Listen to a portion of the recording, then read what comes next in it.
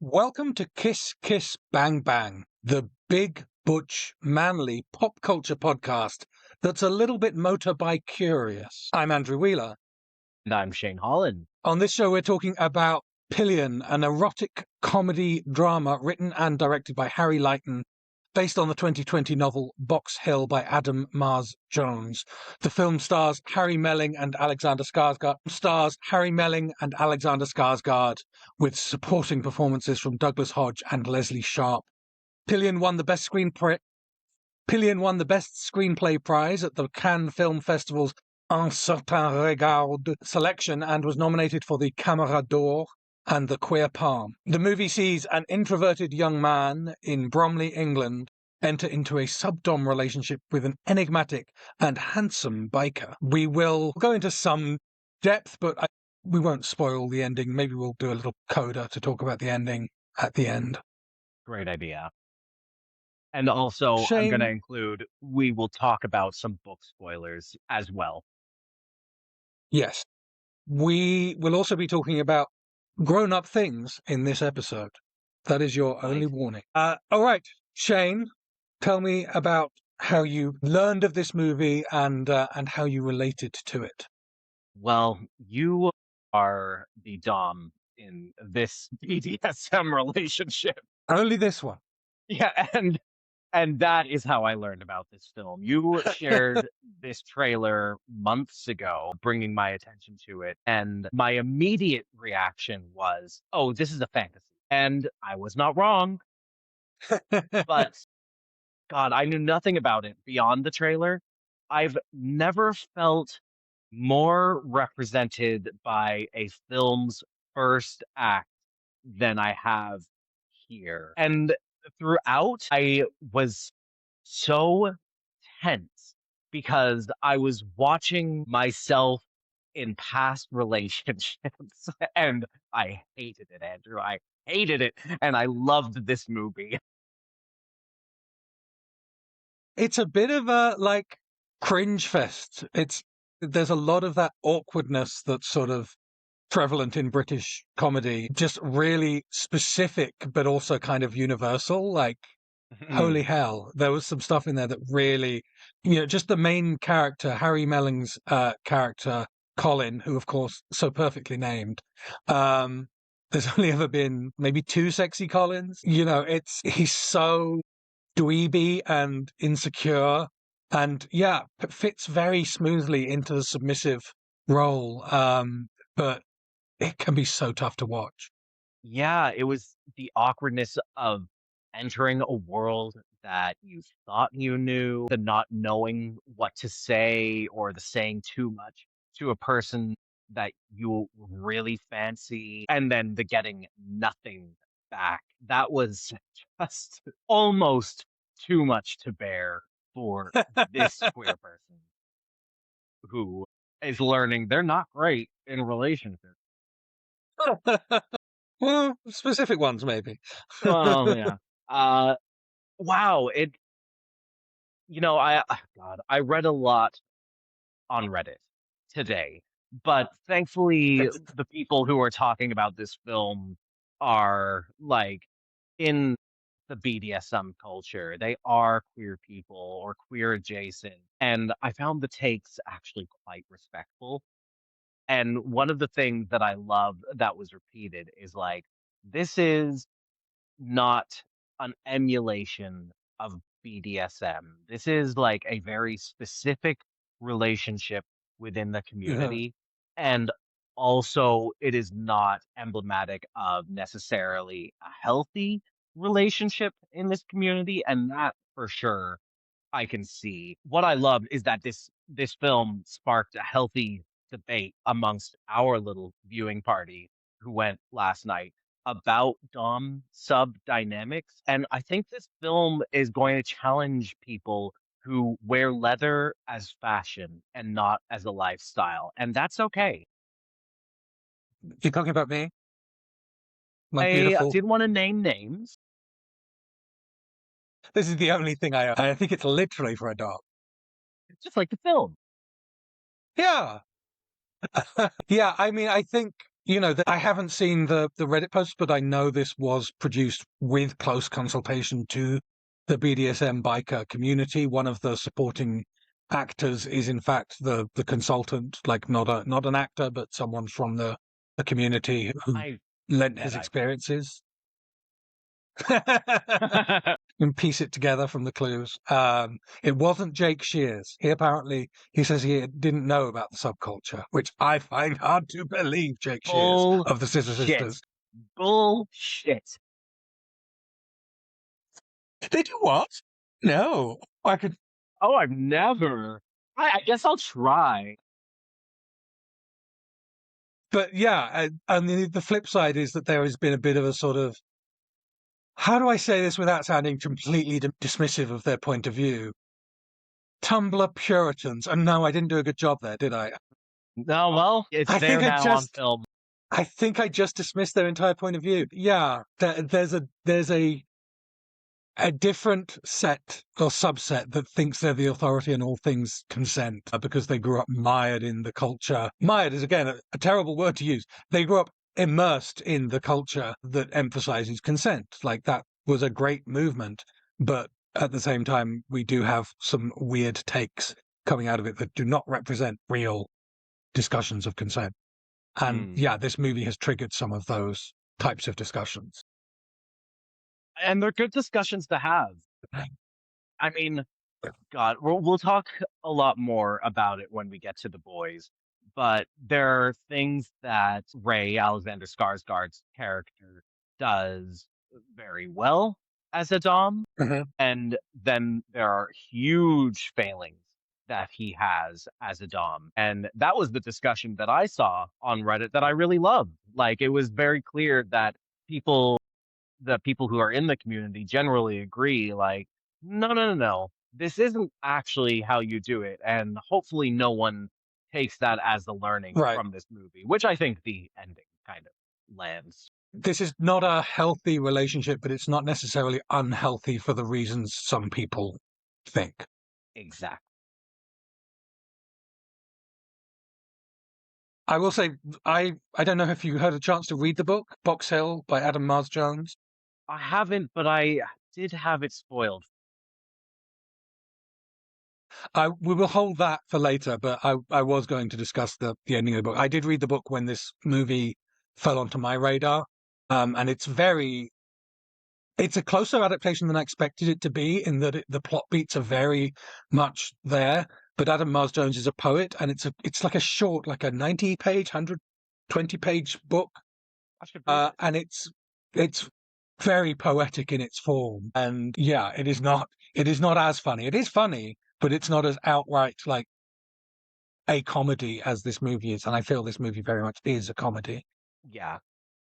And I would say it's darker overall, but we'll touch back on that. Let's talk about our 5 categories, Shane. Yes. We like to judge movies not just on how good they are, but how gay or queer they are, along 5 categories that to us speak to the queer experience. And the first of that is, how does the movie treat its women? Or should I say, woman? Woman. Yes. Look, I love Mother. I'm going to put it there for all to see. I am a mama's boy, and boy, did I love this mama.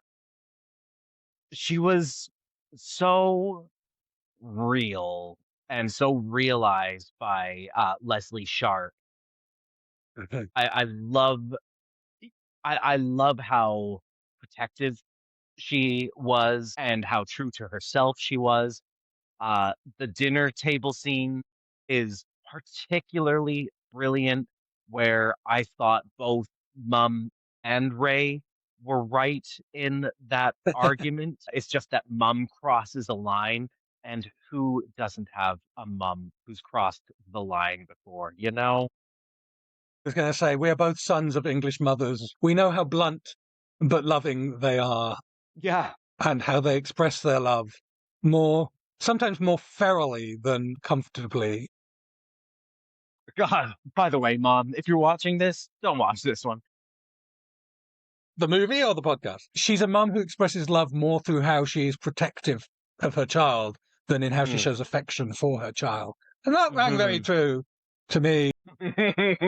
And also, like, the protection extends to being extremely critical of your child, to your child. Boy, Yes. motherhood is complicated. But yeah, Leslie Sharp, who is a stalwart British television actor, absolutely my MVP of the movie. She was Oh, so yeah. believable and so recognizable. Yeah, she was the character that, in a way, she's a point of view character because, you know, if you don't know the community, she's probably speaking for a lot of that audience, but she's also speaking very specifically from the perspective of the mother of the protagonist. And it's really vivid, and she's just gives one of the best performances.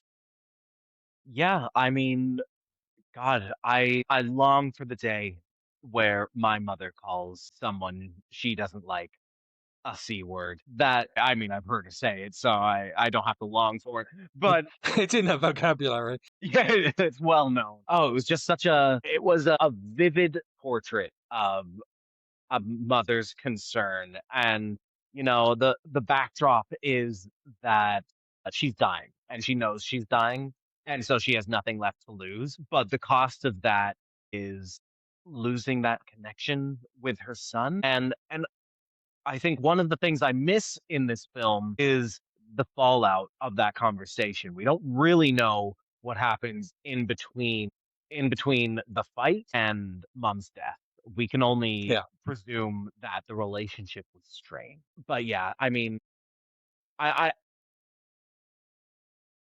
we've talked in the past about needing queer media for queer people, like media about gay men for gay men.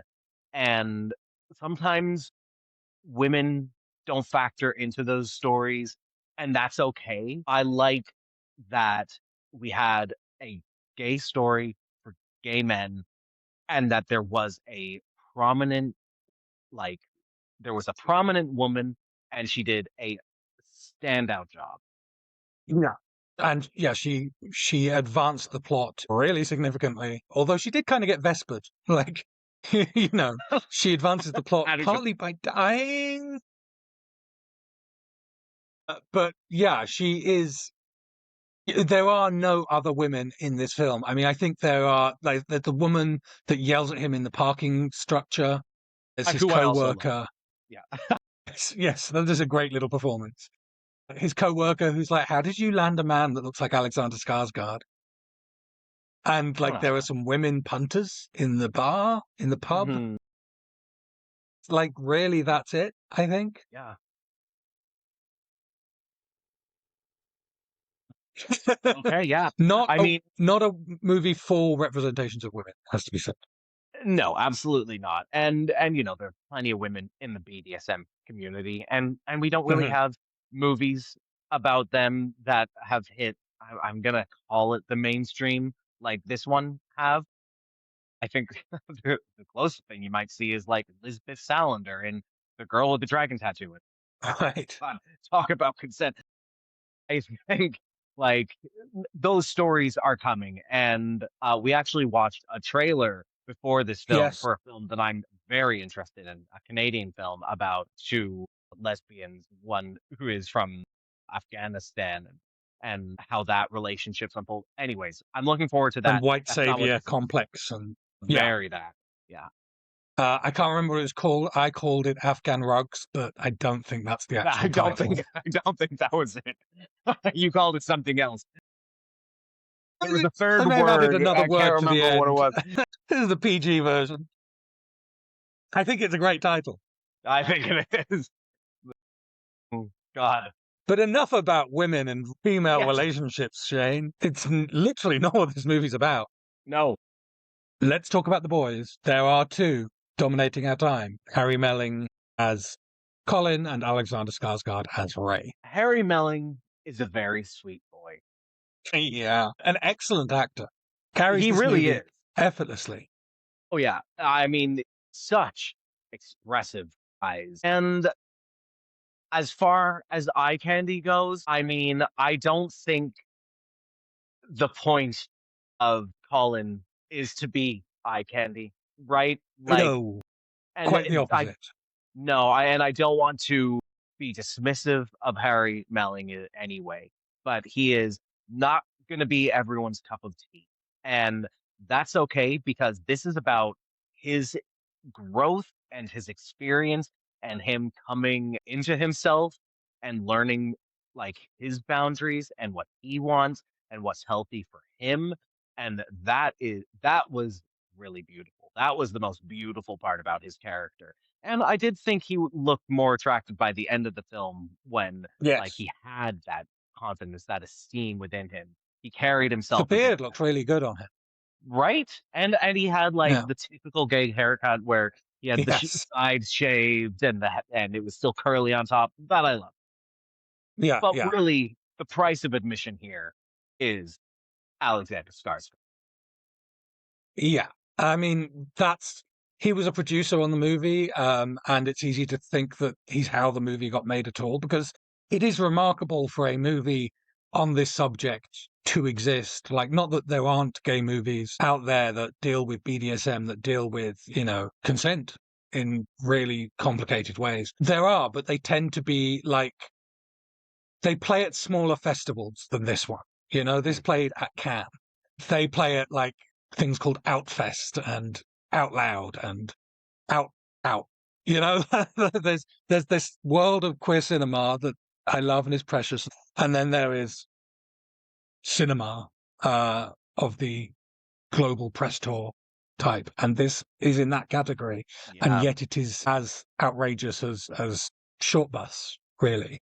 yeah, So yeah, thank God for Alexander Skarsgård for getting this film made, if that is indeed part of the role he played, and I truly believe it must be. But also, thank God for Alexander Skarsgård looking the way he does, and even like every facial expression when he's being mean, sexy. When he's smiling, sexy. When he's got that weird neutrality of a sort of disconnected dominant who doesn't like to show emotion, still very sexy. hmm And I relate to Alexander Skarsgård because he's 3 months older than me, and that makes me feel great. Oh boy. I mean, I guess there's hope.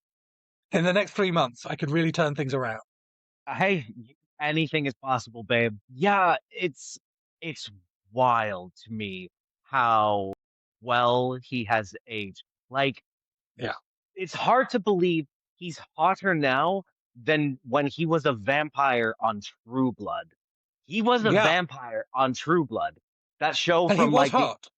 and he was hot, but my God, like he's just I don't know. He's like one of those Greek or I guess what is he Swedish? He's a Yeah. Swedish model. That's an impossible standard that no one else can compare to. And also, he's a brilliant actor. It's so unfair for one person to have everything. And yet, I love him. Yeah. I remember going to see his Tarzan movie in theaters, which was 10 years ago, and being a little disappointed because it wasn't homoerotic enough for me. Huh, he wears a He's loincloth. hotter. Yeah, he's hotter in this fully dressed than he is in a loincloth. And that's not because he wasn't hot before. It's Hmm just because it's a combination of things, but it's partly because of the story this movie is telling and the character that he's playing. But partly also it is just like there is an earned gravitas to him now that does make him hotter than he was in his 30s or 20s. I first discovered Alexander Skarsgård in Zoolander, where he plays Mikas, one of the vapid male models who Oh gets my blown up God. at the gas station. Wow. I Yeah, didn't yeah. realize that was him. Holy shit. Oh, that was like his first significant role, and it's not a very significant role. But yeah, God bless that man. He's so beautiful that actually age just adds texture and Mhm. refinement to him. The beard, the Just like all scruff of was us. so Yeah. hot. Yes, yes. As I said, just 3 months younger, 3 months a baby to Alexander Skarsgård. His eyes are stunning, Oh, and yet he is playing a jerk, a psychopath, someone unbearable, intolerable, someone you shouldn't have feelings for, someone who doesn't have feelings, someone desperately in need of feelings. Who is Ray? that's the central question of the film. And Yeah. I'm okay with us not knowing. I think the character of Ray is a good, dedicated Dom until he's not. He takes Hmm. it too far. And I mean, I don't know if this is just my opinion or if this is fact, but a good Dom would be checking in on his sub. A good Yes. Dom would be making sure that the relationship works for both of them the Yeah. entire time. A good Dom wouldn't take a newcomer and throw him into the deep end, and that is what Ray does. And maybe that's a failing of the film or a lack of context from the source novel. It makes it seem like an abusive relationship, Yeah. even though there is consent from Colin to be a part of that relationship. And this is where the debate between our friends was kind of circling last night. Like, is Ray an abuser? And I don't think he was intended to be an abuser the entire time. I think Right. for me, the actual difficult stuff happened towards the end of the film. But for the first act, I saw someone who was trying to give his sub what the sub thought they wanted, Yeah. and Yeah. maybe should have been wearing the kid gloves first. So soft. Yeah. The communication, as I understand it, because I am not like this is not me being coy. I'm not part of the scene. I haven't dabbled in the scene, but I pick things up secondhand. Communication is fundamental to this type of relationship, and Ray's not communicative at all. Not even he doesn't even have like a limited level of communication apart from writing shopping lists. Like that's pretty much all he gives. Yeah. So he's not telling he's not telling Colin what he wants or what he needs. He's just expecting him to understand. And I don't know that he knows what he needs. And that might be part of the problem because he is deeply averse to affection. Like And there maybe is he's something going aromantic. on. Yeah, maybe. Or maybe he's dealing with trauma. Like it's not even hinted at in the film, Yeah. if that's the case. But he's very closed off, and it makes, the question I had to ask myself about the sort of abuse consent thing was if Colin had withdrawn consent, would Ray's behavior have changed? I think it would have. I That's think he kind of what would. I thought. Yeah. Yeah.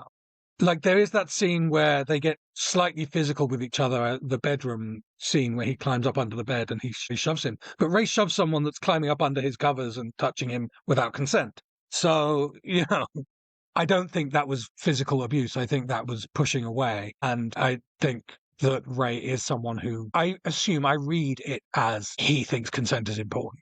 He's just very bad at the communication stuff and also a bit bad at the sex stuff. Oh, wow, you went there. Um, I mean, hot people are often terrible at sex. yeah, that's true. Although, I mean, God, if I had someone like that, he's like, "You're too tight. You need to wear a butt plug." I would also be like, Yeah, I would do a lot of things for Alexander Skarsgård, "Yeah, but Alexander Skarsgård's nicer than Ray. So yeah, probably, he can yeah." fake it at least. Yeah, it's like you said, dumb sub relationships. BDSM is all about communication. And again, I am not like deep into the community. I've dabbled. I know a lot of people though who are in that community, and they would all agree that it's about communication. And Ray just wasn't a good communicator. And that's I think the tragedy of this relationship is that Colin had to figure out how to be that person for himself when Yeah. he had like this shining example of someone who should have told him that in the first place. Yes. What did you think of Ray's relationship with the other members of the biker group? Because they were well, we'll talk about them more in the queerness section, but let's talking specifically about Ray. We discussed as we were leaving the theatre that he stood out, like he didn't look like a biker particularly. He looked like Thor. But I thought it didn't feel to me like he was the alpha in that pack, you know? He was just the most beautiful one rather than Yeah. being able to like assert dominance over them because of how good he looked. And maybe was isolated from them as well in a to a degree. And I think it's that is shown at the end of the film Yeah. as well. And what I loved about Ray being a part of that biker club gang culture is that that is reflected in those communities. Like I have seen like that mix of people of Yeah. like body types and shapes and sizes and ability and and expression within the BDSM culture hanging out as like a family. I love that about the BDSM community that Yeah. it is so much less about physical appearance and much more about sexual expression and gender expression and that liberation piece than it is like I mean, we have this obnoxious God, I hope they're not listening. But there's this obnoxious group of guys in the Toronto community who wear pup masks and are known as the Wolf Pack. And they're all like Excuse me. they're all white and shredded, and they always have their faces covered, and they're like this monolithic sub entity of like this incredibly diverse community.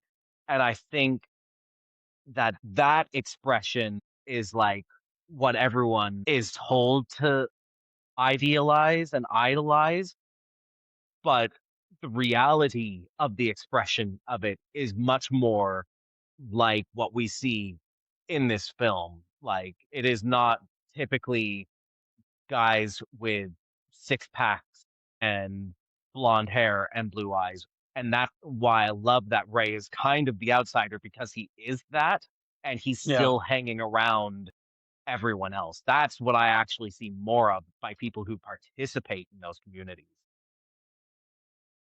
Yeah, and the way that they embrace and accept Colin is actually like one of the, wordlessly we see that acceptance, and it's really sweet. We also get to see that there are people like Kevin, the Jake Shears character. There will always be that waspy, Itchy gay. bitter ex-twink who did once fit into the sort of slim, blonde, blue eyes, abs sort of aesthetic and has aged into someone who cannot love themselves anymore. And that felt very true as well, that character. Mhm. So thank you, Jake Shears, for bringing that nightmare to the screen. I saw Jake Shears perform as part of the Scissor Sisters last summer, and he's still beautiful and he's still a great He performer, is, and he I is. really Oh, loved him. I love his music. Yeah. Um, I'll shout out as well, Douglas Hodge plays the dad, a less spectacular role than Leslie Sharp's. But that's the point. Like he is quietly approving or, quietly like a Cheerleading, lot I of would say. again English dads. Sometimes they just like to withdraw and not get involved, and it doesn't matter if things are going well, if things are going badly. They just like to sit back and go, mm-hmm, I did love mm-hmm. how involved he was at the end of the film, though. That I thought that was Yes, really yes, that was beautiful very sweet. and a sign of a loving father in his own way. Let's talk now about the music. There's no Scissor Sisters on the soundtrack, Surprising. but that it's surprising, but also like it probably would have Thank God. stood out a bit because it's a very 80s and further back than that soundtrack. I mean, way further back in some cases because there is a barbershop quartet that Colin is Singing a Nat member of, King and his Cole. dad. Yeah. And was his brother a member as well? Was that his brother? Yeah. And then some other guy.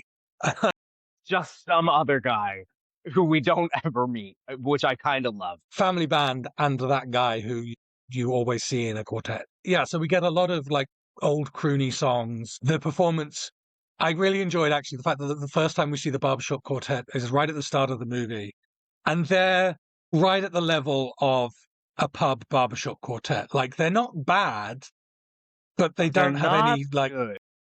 they're not good. They're not good. Like the voices blend, but they're not hitting all the notes. They're cracking. And they're not confident really.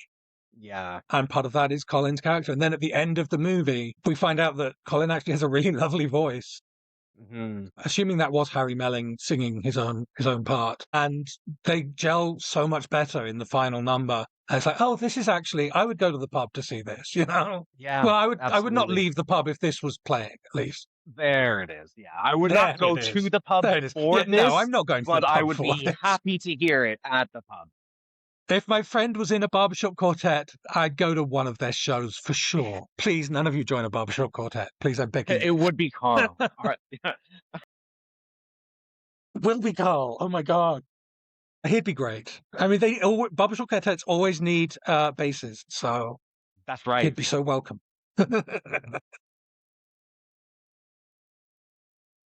I think we're alone now is I think the Ah, greatest drop moment in the film, and it's so unexpected and it's diegetic, and it's like, oh wait, did did Ray put on I think we're alone now?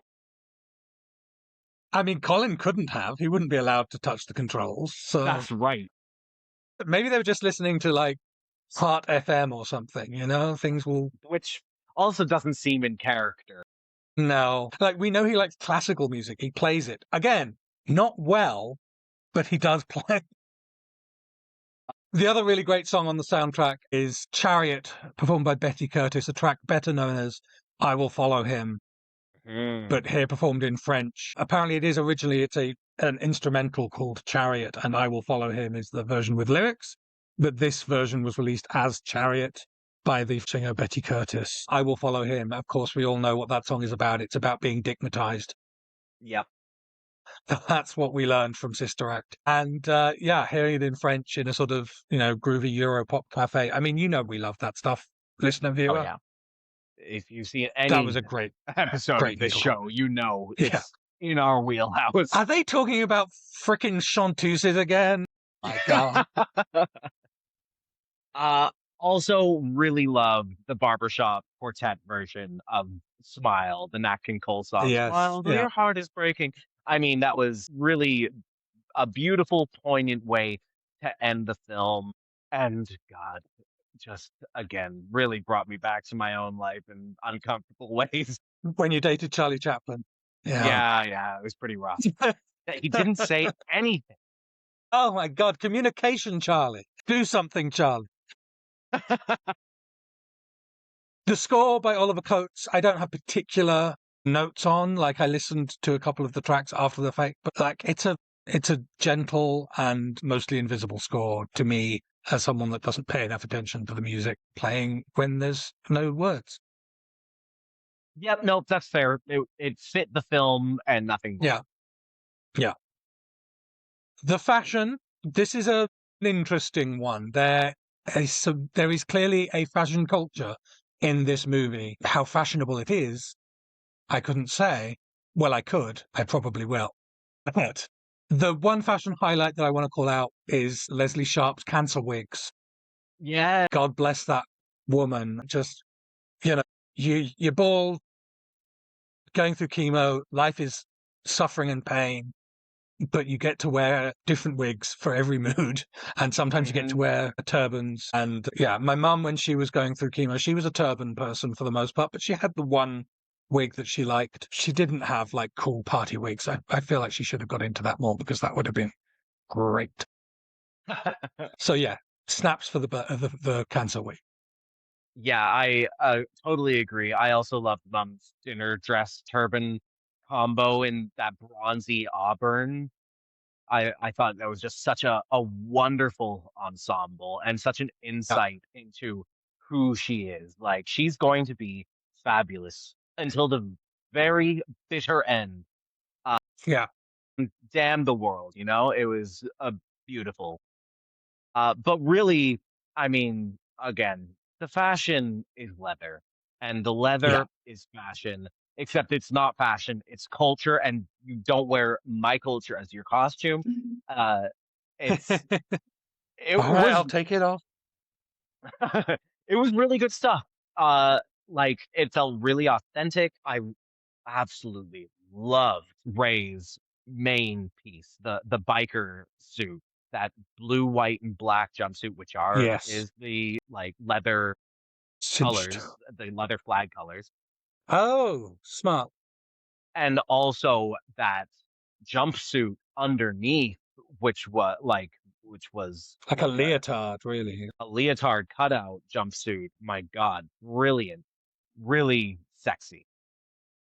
But also, like, we see him in like a blue and white check shirt, like looking like the hot dad you see at the shopping center. And he looks stunning in that. Like, the way that shirt was too big for his frame and was like badly buttoned up and hanging like slightly off the shoulder to one side. And it's like, oh my God, can you stop? Like, why is this the hottest thing I've seen?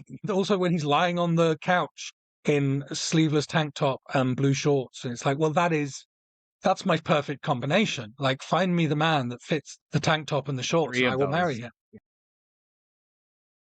But yeah, not a lot of fashion by choice. Like, what they wear is not to make a fashion statement; it is to inhabit an identity. And they Mhm. did, I think, a really good job of like it felt very authentic to my eye. The clothing choices that everyone made. I mean, the moment that we see Colin wearing the chain around his neck, which you're modeling so beautifully, and we cut to Ray wearing the key around his neck, and I felt you physically jump in your seat at that moment because it was real. Yeah, it felt really real. Yeah, I think there was just such love and affection poured into this film from people in the know who did not want to get it wrong.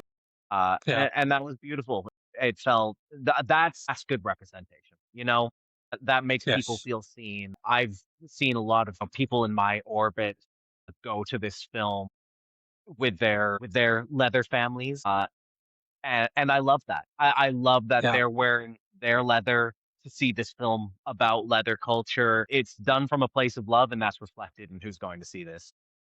And we should say we are recording in the shirts that we wore to see the movie. You're wearing Tom, the daddy of leather art. I'm wearing, harder to show off, but Gengoro Takame, the daddy of BDSM art. So yeah, we were well represented. I wore a cardigan over the top because I wanted to get that proper vibe of BDSM and suburban House dad. Bromley. I think I struck it perfectly. And I wore leather suspenders. Yes, not a costume, it's a culture. Speaking of which, the queerness of this movie is a queer movie. Was Trying this to movie a queer remember. movie? I'm trying to recall. God. Yeah. I mean, uh, what am I supposed to say? Like, yeah, this was the gayest film I've seen in a fucking donkey's age. it's not Red, White, and Royal Blue, that's for sure. Which also is a legitimate queer movie, but like we contain multitudes sometimes, depending on how the night goes. The fact that the characters being gay was not even worth mentioning, really. Like, this is taking you to a different strata of queer culture. So the fact that he's gay, he doesn't have to come out to his parents. He's clearly already done that. His family knows he's gay, loves him, They're trying to set him supports up him in the going first on a scene. date on Christmas Yeah. Day. Yeah, try to set him up. Yeah. You know, that was really lovely to see a movie where it's not, being gay is not the drama. It's about the specific dynamics in the relationship. Not that I don't love, the fact that this movie and Heated Rivalry, the TV show, came out virtually Simultaneously. sisters, Yeah. like, yeah, they really overlapped in their release patterns. And one is the sort of classic closeted story, but done with a beauty and a romance that I've never seen on screen before. And then there's this, also a romance, but so much more complicated and tragic. And, it will haunt you in a different way from the ways that Shane saying Ilya haunts me. No, both these things and Red, White, and Royal Blue and so many other like great queer works that we've seen in the past 10 years, but even just in the last 3 years, Mhm. living side by side. What a freaking privilege to live now, to see these Yeah. things.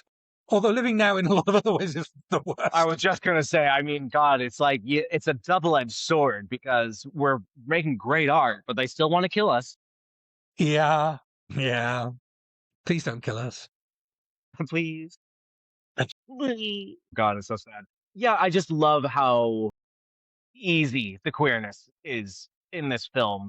That it's not that the queerness isn't the conversation. It's the dynamic of just a relationship that is the concern of the film. And well, yeah, what a nice place to exist where we can tell our stories authentically and not have this just the context be the entire story. It's more like Right. we understand that.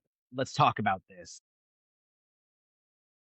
And you've mentioned the body diversity in the queer community, like that felt lovely to see. The disability representation, like a lot of, and pup representation, like they brought it up to date from, even the novel was released 5 years ago, but wasn't touching on pup culture. They felt so much like the nerds that I've hung out with all my life, this group of Yeah. like body diverse and neurodiverse people who are actually like remarkably, apart from that one bitch, remarkably accommodating and sweet and much kinder than the sort of good Christian women Mhm. who are supposed to be the models of tolerance.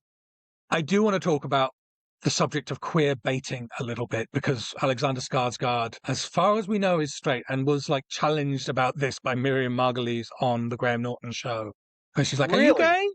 Yeah. And he had to sort of, I mean, he basically said no, but I remember it being a sort of slightly stilted answer. Like, is he part of the community? I think there's a very good chance that he's part of the broader queer community, even if it's just like he's a Kinsey too, But I don't care. Like, it doesn't matter to me whether he's queer to play this character because he plays the character with authenticity and compassion. And I feel like when people talk about queer baiting, again, to bring up heated rivalry again, there are people mad at Hudson Williams for having a girlfriend, mad at the possibility of two of the other actors in the show being seen out in public together in a way that could suggest they might be dating because it's not the reality they want. They want a gay relationship so long as it's Connor Story and Hudson Williams, the characters in the show brought into the real world. And it's like, well, it's queer baiting if they're living their lives They're not authentically with exactly the who they people they say they care are on the about. film. And it's like a lot of the conversations about queer baiting seem to come from people who aren't thinking about the actual needs of queer men. And a lot of the conversations about queer baiting are about representations of male-male relationships, but don't come from men who love men. And that's troubling, or it should be troubling. Like Mm. shouldn't my opinion on whether or not it's bad be something worth considering? And I don't think it's bad. I think exploitation is bad. I don't think that a straight actor playing a queer role is exploitative. I think, number one, bisexuality exists, you're raising the possibility of it. Number two, we do not know the story of the actors, what their experiences are. We should not be restricting or constraining them, even if they're in a relationship with a woman. Dear God, who could imagine? And also, if they're willing to subvert masculinity by playing these roles, by exploring their own masculine identity, their own sexual journey, then that's good. But finally, the privacy of the performers is so important. Like, it's not our business. Like, we can, by all means, speculate, and I do, and I will talk about, oh, I think that actor might be gay. Mhm. I don't think that's the same thing as outing. I think that's me celebrating the queerness that I see in an actor's performances or even in their daily life. But if they're doing things out in public, that's something public. But their private identity is their own. So, yeah, shut up about queer baiting. It's none of your business. Yeah, I feel like the people who are shouting about queer baiting are the ones who are missing the point of these stories. Yeah, And we should be celebrating that straight men are okay playing gay roles because there yeah. was a time where, Thank you, straight and man. not that long, yeah. Thank you so much for making me feel seen. No, I mean, like, this is how we normalize this, right? And Yeah, like we've seen this in like so many other ways across so many other like media and storytelling. If we can't get buy-in from the people who are persecuting us, then the problem persists. And yeah, this is like this is an example of a man who is unafraid to tell a queer story because he thinks it's important. He thinks it's important enough that he's willing to finance this story and to make and to bring this to light. Like that seems important to me. And yes, it's also even more important for queer people to be telling our stories and Yes. for queer people to be in queer roles and for queer people to be in straight roles. And like that is equally important, but I don't think we should lessen the impact that something like this can have in the in the broader world. Yeah. Like we And can't be isolated. the author of this work is Harry Lighton, the writer, producer, director. He is a queer man in the same way that Jacob Tierney is the writer, producer, director of Heated Rivalry and is a queer man. Those are the authors of these specific works. These are them telling those stories, and the actors that they choose to do that, that is their right and their choice. It doesn't become any less of a queer story. Also, Alexander Skarsgård made out with Ryan Quanten on True Blood, the final season, and that was homoerotically speaking the first brick at Stonewall. So he's done the work, Shay. He's really gone all in. Yeah. Yeah, I appreciate that about him. Oh, I didn't see it go all in. Well, there was that part. No, great prosthetics in this film, by the way. Oh yes, yes, yeah. How does a Prince Albert tug on a prosthetic? Like they must have had to make like 30 of those. Yeah, I'm sure. I'm sure. They should auction those off. Shall we get into rating this movie? Yeah, absolutely. I think for me, this is a 5. Yeah. Yeah, Uh, yeah, I just loved it. I loved the experience. I really connected with it so much. And again, I'm not like I don't have both feet in this community, but I saw myself represented in Colin and also it was just a really touching story and unique. I love that about it. Yeah, I try to think of a quibble or a qualification, but I don't think I have one. I think this is an excellent movie, so I will also give it a 5. Let's talk about the women. There's one great female role. Leslie Sharp is phenomenal. Sometimes we say, hey, one is enough, but this time it is not. I would say I cannot give this movie the point for women because it's a homosocial story. And that's fine for it to be that, but that means it can't get the point from me. Yeah, I'm gonna have to agree. And I mean, yeah, there are women in the BDSM community, like uh lesbians on bikes, for lack of a better Right, term, is such a huge subculture that to not have them represented is almost a glaring omission, but that doesn't take away from it. right. Yeah. The boys. Is it just Alexander Skarsgård? I mean, Colin really grew on me. I gotta say, like, not in a way Yes. that I want to be with him, but I was like, I was just so I was so captivated by him. I'm gonna give them the point. Okay. And yeah, I mean, this is a homoerotic tour de force from Alexander Skarsgård, so it would be weird not to give it the point. Yeah. The music, some great needle drops, a perfectly good score that we didn't pay attention to or really talk about. Yeah, I mean, does that kind of preclude it? No, I actually really like the music that they chose. The score was a bit lacking, but I don't think was a film about the score. This was a film about the needle drops. So you get to the point? Yeah, I'm going to withhold on that one. I Think We're Alone Now by Tiffany more than I like Being Alive, and it's still not quite enough. fair. You already gave it to me in the trailer. Fashion. Yeah, I mean, God, is it It's fashion? so specific. Yeah, it's not really like, if we give it a fashion point, are we actually misappropriating? I mean, kinda. But fashion here, we mean to talk to like fashion and style and culture represented through visuals and aesthetics. Well, God, I I'm mean, a thesaurus God, today. in that aspect, like, find me a top who has an apartment that looks like Ray's, and I can show you like the world. So Princess. I mean, he had no interior design, so that felt very toppy to me. yeah, right? And beer bottles Like, everywhere. God. Yeah, I'm gonna say, look, I'm the tourist here wearing my little spiky collar. So I'm gonna give it the point. I'm not talking about fashion, I'm talking about culture expressed through aesthetic. I am going to agree. And even in the fashion part, Alexander Skarsgård's like perfectly form-fitting biker slash jumper Yeah, outfit is the height of leather fashion. Like that's what I yeah. think everyone wishes they could own. It gets the points down. Honestly, he was a better fitted superhero than many on-screen superheroes. Say that. Say that.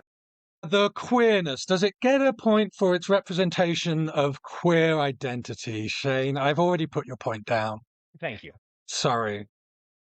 Let's not belabor this. Oh yeah, I also have to It get ready for gets, work soon. and then the penalty is does this film fall down in terms of its representation of marginalized groups? It really Absolutely not. doesn't. No. No. So I gave it a So that 9. gets, You gave it an 8. That's a solid 8.5. And that's the yeah, second that's a great solid score. 8.5 that we saw today. You know what I mean?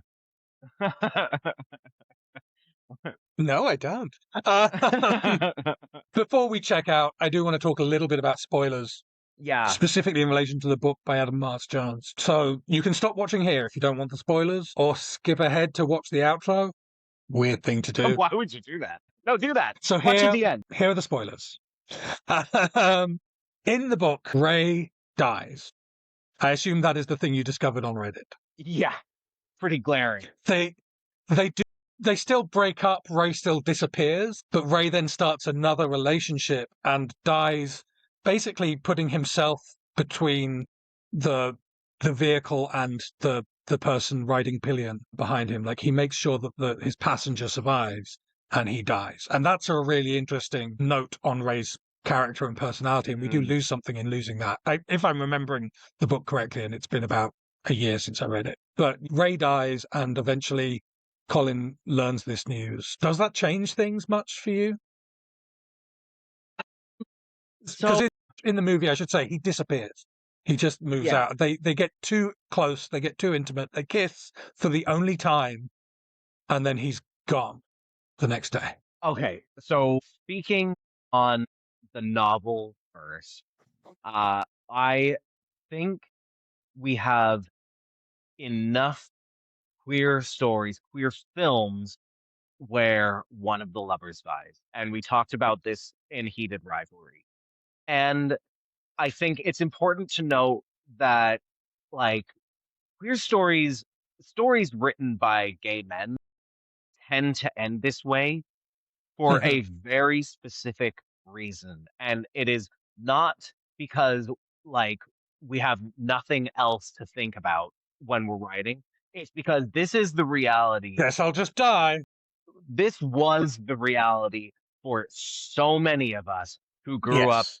like like from 1960 and up.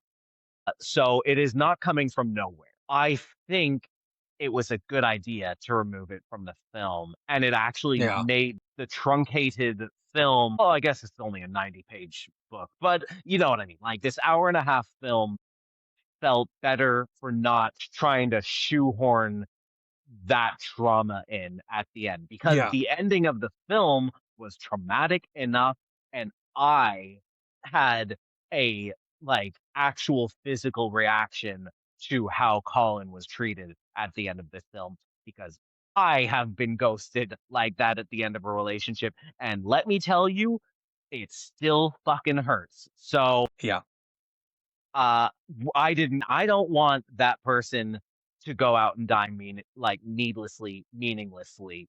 So I don't want to see that in Hey, the he film died either. meaningfully in the book. He Okay, fair. sacrificed himself.